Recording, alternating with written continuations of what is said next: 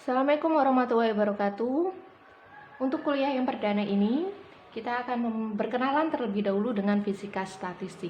Jadi kita akan berkenalan, kita akan mencari tahu posisi dari fisika statistik dalam ilmu fisika itu ada di mana, gitu ya. Jadi fisika statistik, jika kita mendengar dari kalimatnya ya, fisika statistik, oh ini pasti ada hubungannya dengan statistik ya, ada hubungannya dengan matematika statistik.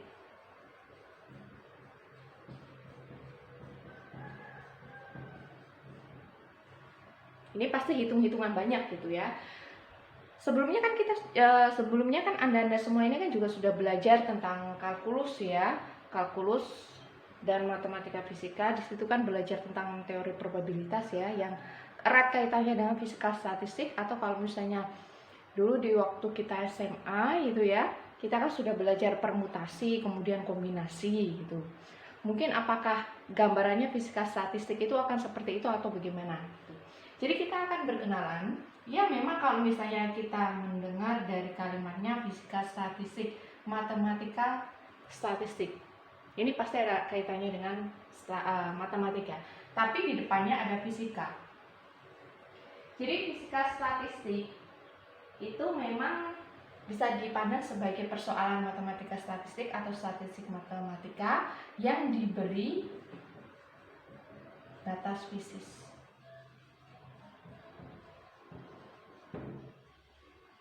Jadi matematika statistik yang diberi syarat batas fisis sehingga nanti matematika statistik itu mempunyai interpretasi fisis. Jadi kalau misalnya matematika itu kan hanya berupa bahasa, maksudnya hanya angka-angka saja ya, atau simbol-simbol saja.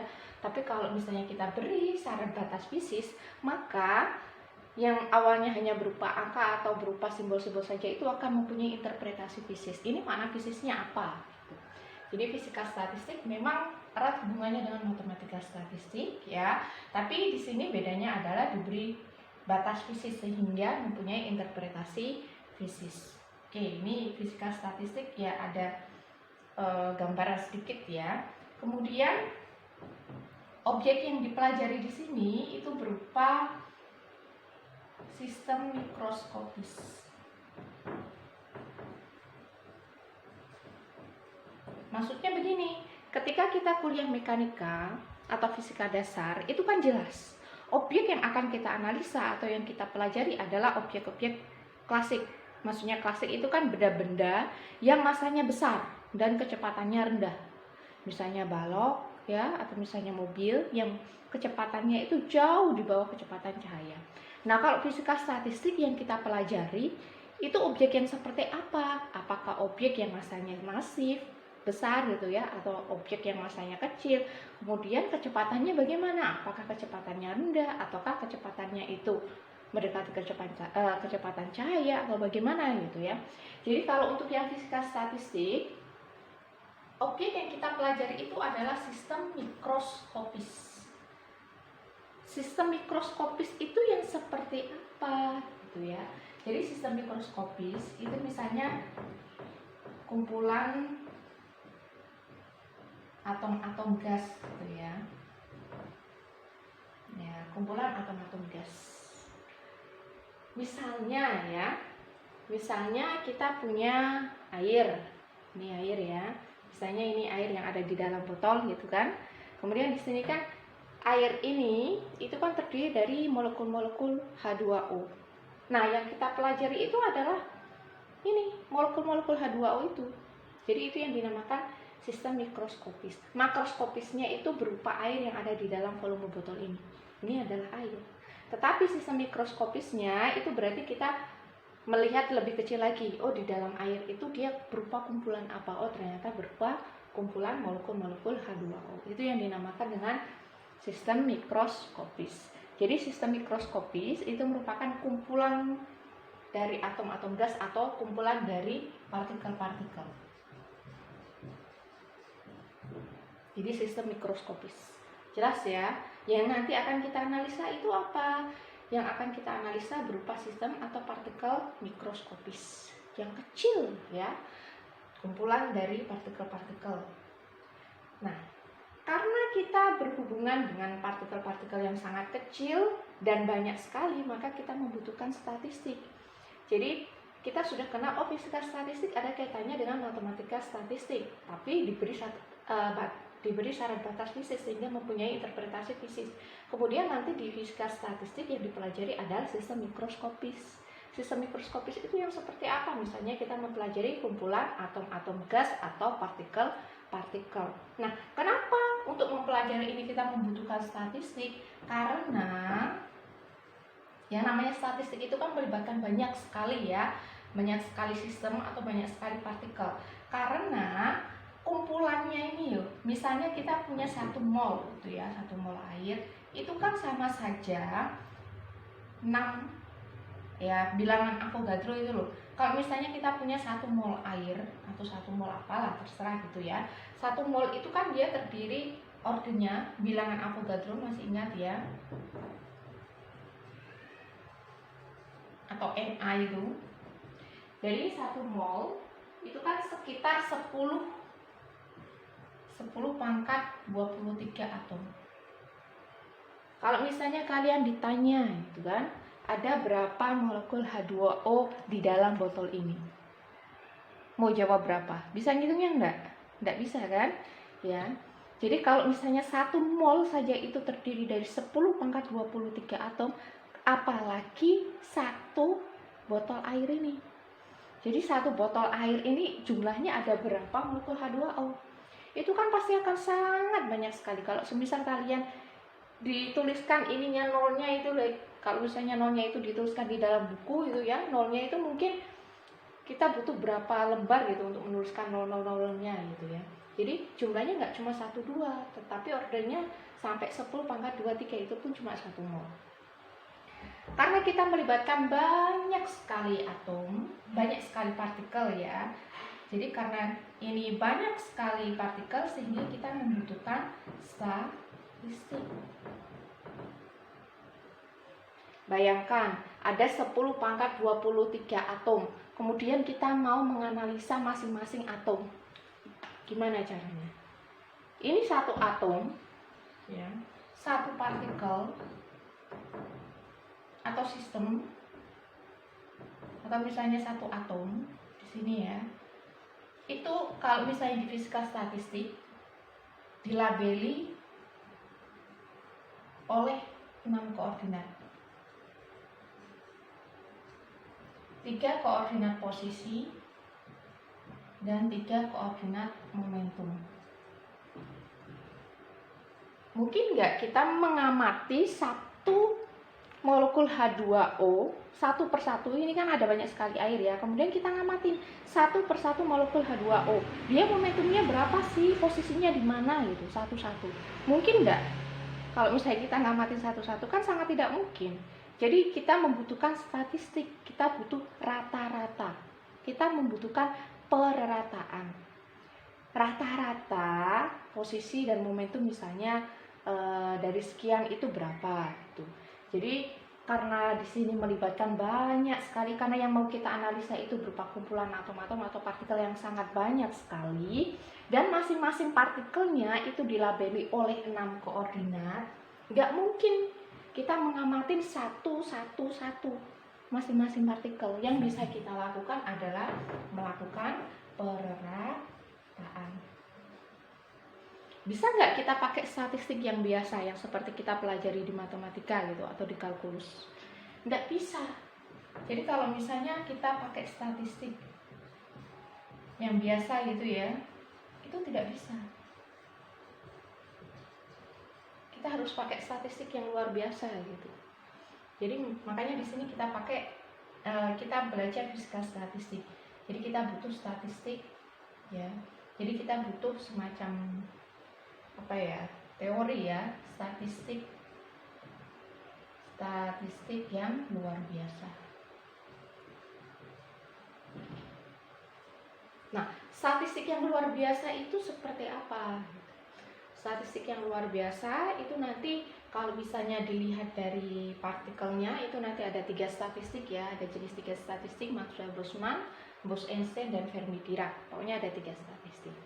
Nah, ini saya akan memberikan gambaran gitu ya, memberikan gambaran tentang dan ini apa namanya, kalau misalnya kita sudah tahu fisika statistik itu seperti apa, objek yang dipelajari itu seperti apa, dan kenapa kita harus menggunakan statistik, kita lanjut ke tujuan statistik ya. Tujuan atau tugas dari fisika statistik. Manfaatnya apa tuh? Kita menganalisa kumpulan atom-atom atau partikel yang sangat banyak sekali. Nah, tujuan atau tugas dari fisika statistik itu yang akan menjadi goal kita selama 1 semester ke depan itu fisika statistik bertugas untuk mendefinisikan ya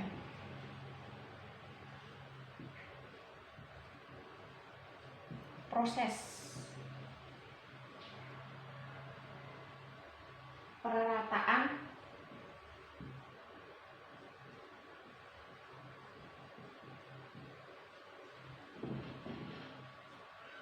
dari kuantitas mikroskopis ke kuantitas makroskopis.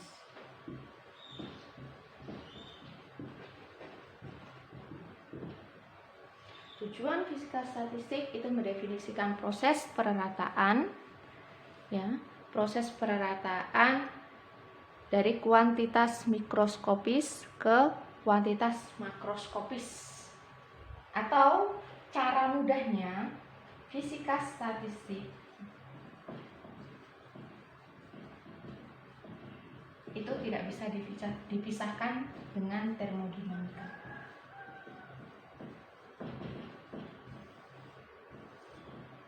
Fisika statistik yang dianalisa itu adalah sistem mikroskopis. Sedangkan termodinamika yang dianalisa objeknya adalah sistem makroskopis. Nah, fisika statistik itu mempunyai tugas untuk mendefinisikan secara eksak proses perrataan dari kuantitas mikroskopis ke kuantitas makroskopis. Jadi mau mendefinisikan semacam menjebatani ya. Awalnya kita mempunyai besaran-besaran fisika statistik yang kita bawa ke besaran-besaran yang ada di termodinamika. Kenapa seperti itu? Karena begini, misalnya ya, gambaran paling mudah, contohnya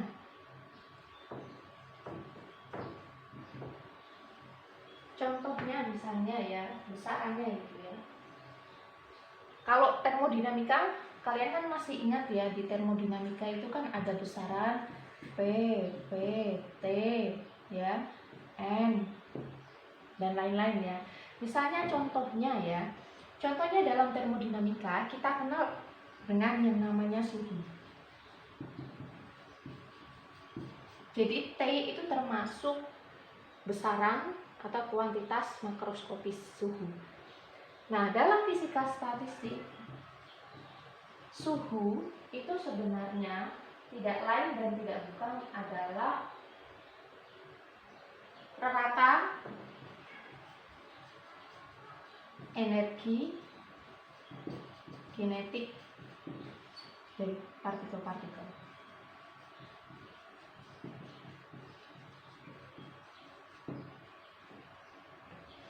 Jadi suhu, besaran yang ada di termodinamika itu tidak lain dan tidak bukan, kalau misalnya di fisika statistik itu merupakan rata energi kinetik partikel-partikel. Atau misalnya ini tekanan P ya, tekanan itu tidak lain dan tidak bukan adalah rata tumbukan molekul-molekul gas dengan suatu permukaan. Jadi kalau misalnya di termo, suhu itu adalah rata energi kinetik partikel-partikel. Kemudian kalau misalnya tekanan P itu tidak lain dan tidak bukan rata tumbukan molekul-molekul dengan suatu permukaan. Jadi termodinamika dan fisika statistik itu sangat berhubungan ya, bagaikan salah satu sisi dalam suatu jembatan gitu loh. Kalau misalnya ada suatu jembatan, ini sisi kiri, ini sisi kanan gitu misalnya. Jadi selalu terkait. Kalau misalnya termodinamika, dia objek yang dipelajari adalah makroskopis. Kalau fisika statistik, objek yang dipelajari adalah mikroskopis. Dan antara fisika statistik dan termodinamika itu ada penghubungnya atau jembatannya. Kalau misalnya dari fisika statistik mau kita bawa ke termodinamika, ada jembatan yang namanya fungsi partisi.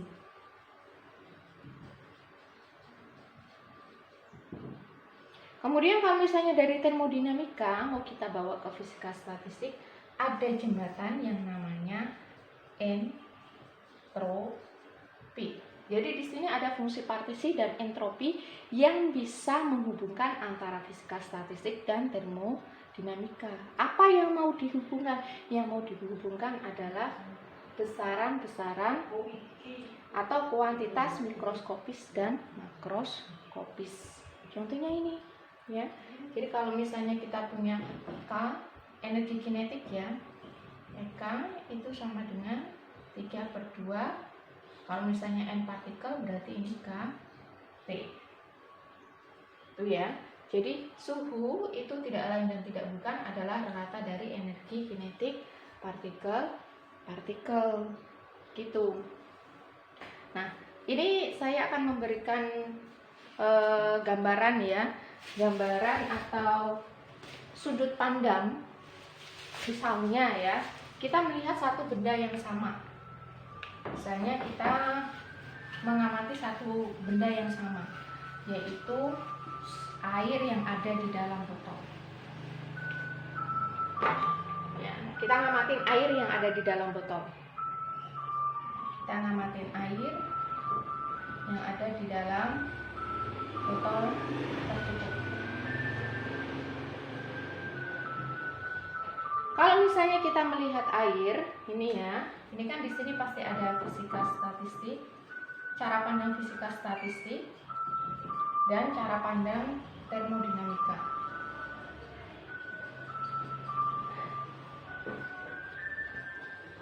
Kalau cara pandang fisika statistik, ya, nanti akan ada beberapa istilah-istilah. Ada yang namanya sistem, ada yang namanya assembly, dan ada yang namanya ensemble.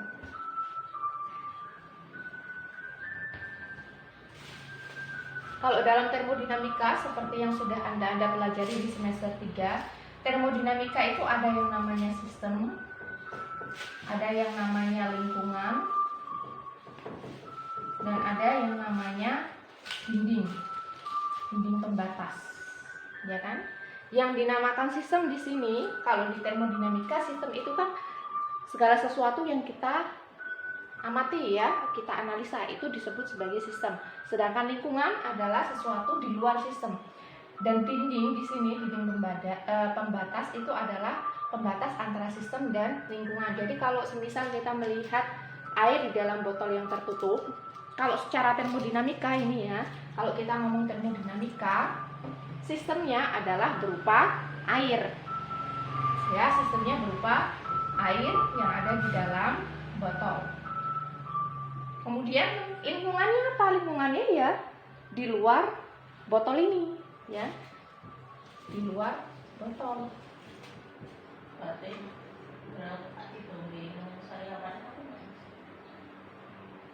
Kemudian kalau misalnya yang disebut dinding itu apa? Ya dinding itu di sini adalah botol tersebut. Itu ya. Jadi ini cara sudut pandang termodinamika. Termodinamika menganggap sistemnya, karena kan di sini kan sistem makroskopis. Jadi sistemnya itu berupa air yang ada di dalam botol. Semua air ini disebut sebagai sistem. Kemudian lingkungan itu yang ada di luar botol, dan dinding itu adalah botol itu sendiri. Kemudian kalau di fisika statistik yang namanya sistem itu sistem mikroskopis. Jadi kalau semisal melihat air di dalam botol yang dalam keadaan tertutup, yang dinamakan sistem itu bukan air, tetapi molekul-molekul air. Jadi molekul-molekul H2O. Ini yang disebut sistem. Kalau termodinamika menyebut sistem itu adalah air segini banyaknya, itu adalah satu air, satu sistem. Tapi kalau misalnya yang secara statistik yang dinamakan sistem itu bukan ini ya, bukan air ini, tetapi molekul-molekul air. Jadi sistemnya ada berapa? Sistemnya ada banyak sekali. Kalau menurut termodinamika sistemnya cuma satu, yaitu air yang ada di dalam botol. Tapi menurut statistik sistemnya itu ada banyak sekali. Nggak tahu 10 pangkat berapa gitu ya. Molekul H2O-nya itu ada berapa, 10 pangkat sekian gitu ya. Kemudian apa itu assembly? Assembly itu adalah kumpulan dari sistem. Karena di sini sistemnya itu adalah molekul H2O, berarti assembly-nya adalah kumpulan dari molekul H2O. Jadi ini adalah assembly menurut fisika statistik. Assembly-nya ada berapa? Ada satu. Jadi ini adalah assembly. Kemudian ada juga ensemble. Ensemble di sini adalah kumpulan dari assembly. Jadi kalau misalnya saya punya banyak sekali botol yang berisi air, kemudian saya masukkan ke dalam kardus gitu ya. Jadi kumpulan yang satu kardus itu disebut sebagai ensemble. Jelas ya? Jadi sudut pandang antara fisika statistik dan termodinamika ketika melihat satu objek yang sama. Menurut termodinamika ini ada satu sistem, yaitu air yang ada di dalam botol. Tetapi menurut fisika statistik ini ada banyak sekali sistem dan ada satu assembly. Jelas ya? Nah, ini yang dinamakan, ini perbedaan ini ya, ini kumpulan assembly. Ini perbedaan sudut pandang. Kemudian nanti yang akan kita pelajari, ini berarti kan sistem itu kan merujuk kepada partikel-partikel. Sudah jelas ya, sistem mikroskopis itu yang seperti apa, sistem makroskopis itu yang seperti apa. Jadi satu objek itu bisa kita pandang dengan dua sudut pandang yang berbeda. Nah, sekarang fisika statistik 1 semester ke depan yang akan kita pelajari itu tentang apa? Di sini kan sistemnya itu berupa partikel-partikel. Jadi sistem yang ada yang menurut statistik itu kan sistem mikroskopis, ya, mikroskopis dan mengacu ke partikelnya. Partikelnya atau misalnya atomnya atau molekulnya, ya. Jadi mengacu ke partikel-partikel. Sedangkan partikel itu ada dua jenis ya. Ada partikel klasik dan ada partikel kuantum. Partikel klasik itu contohnya apa? Ya contohnya tadi seperti atom ya, yang kecil ya, yang ukurannya relatif besar. Atom, kemudian molekul gas. Itu termasuk partikel klasik. Kalau misalnya sistem yang akan kita analisa itu berupa partikel klasik, maka nanti statistik yang akan kita gunakan itu adalah statistik Maxwell-Boltzmann.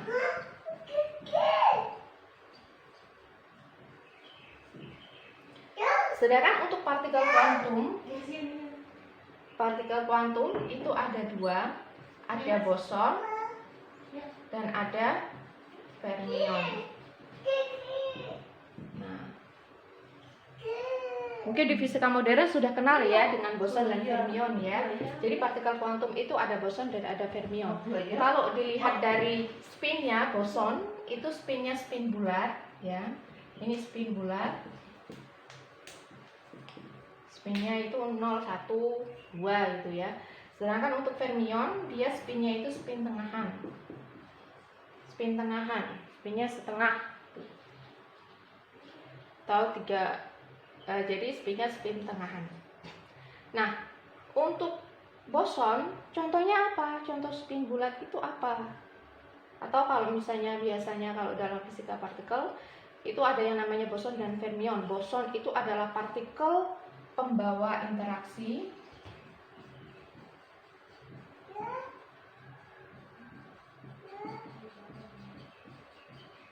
Sedangkan fermion itu partikel yang mengalami interaksi.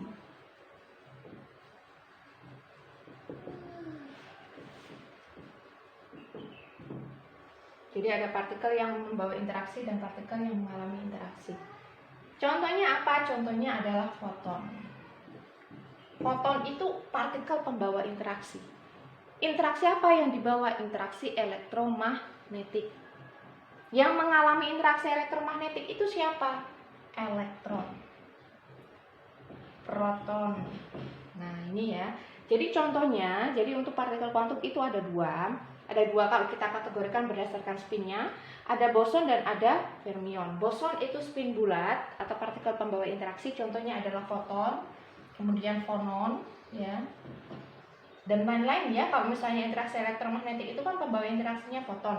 Kalau interaksi kuat itu pembawa interaksinya itu dia pembawa interaksinya itu namanya gluon, ya, dan lain-lain ya. Ini nanti ada banyak.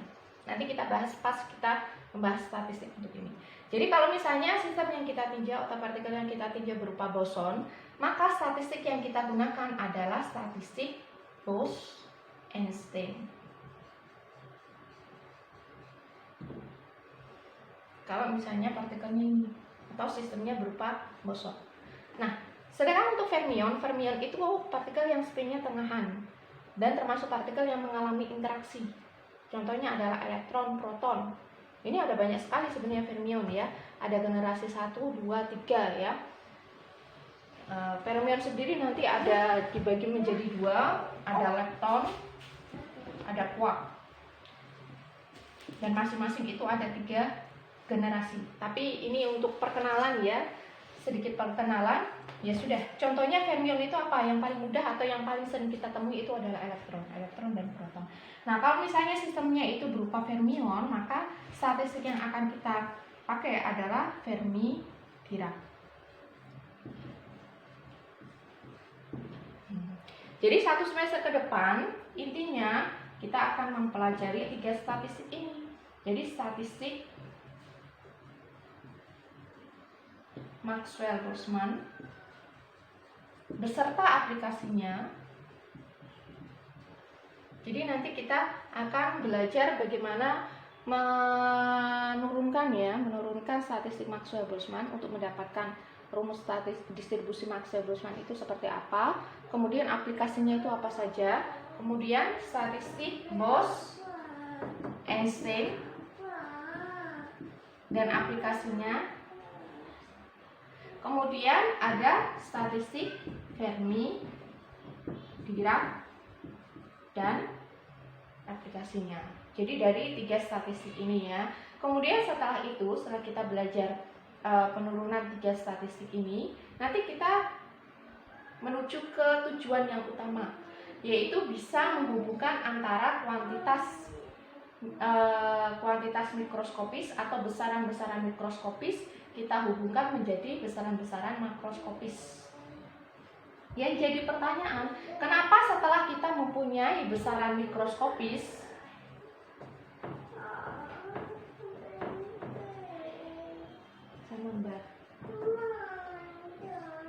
setelah kita punya besaran mikroskopis, kenapa kita harus bawa ke besaran termodinamika atau besaran makroskopis? Kenapa? Kenapa kita harus bawa ke sini atau besaran termodinamika? Karena yang bisa kita ukur secara fisis, secara langsung itu adalah besaran termodinamika. Jadi, kenapa kita harus membawa besaran mikroskopis ini ke dalam besaran makroskopis? Karena besaran-besaran yang bisa diukur secara langsung atau secara fisis itu adalah besaran termodinamika. Misalnya tadi ya, energi kinetik, tadi kan kita K itu sama dengan 3/2, kalau misalnya partikelnya N partikel berarti KT itu ya, 3/2 NKT. Yang bisa kita ukur adalah suhu. pakai apa? Pakai termometer. Ini berarti kan besaran makroskopis. Apakah kita bisa mengukur energi kinetik pakai alat ukur apa? Kan nggak bisa, jadi susah ya. Jadi kenapa kita harus membawa setelah kita belajar statistik, kemudian kita mendapatkan besaran-besaran statistik atau besaran-besaran mikroskopis, selanjutnya kita harus bawa ke besaran termodinamika. Pakai apa? Pakai fungsi partisi. Jadi setelah 3 statistik dan aplikasinya, nanti kita belajar fungsi partisi dan kaitannya dengan entropi. Jadi kalau entropi itu kan didefinisikan kalau di termodinamika, ds itu sama dengan apa? Delta Q per T. Ini adalah definisi secara termodinamika. Nanti kita akan mendefinisikan entropi dalam definisi statistik. Itu ya. Jadi ini perkenalan sedikit tentang fisika statistik. Paling tidak kita sudah tahu posisi fisika statistik dalam pemetaan ilmu fisika itu di mana. Yang akan kita pelajari 1 semester ke depan itu apa saja. Jelas ya, objek yang akan kita pelajari berupa sistem mikroskopis atau kumpulan dari partikel-partikel yang sangat banyak sekali sehingga kita membutuhkan statistik.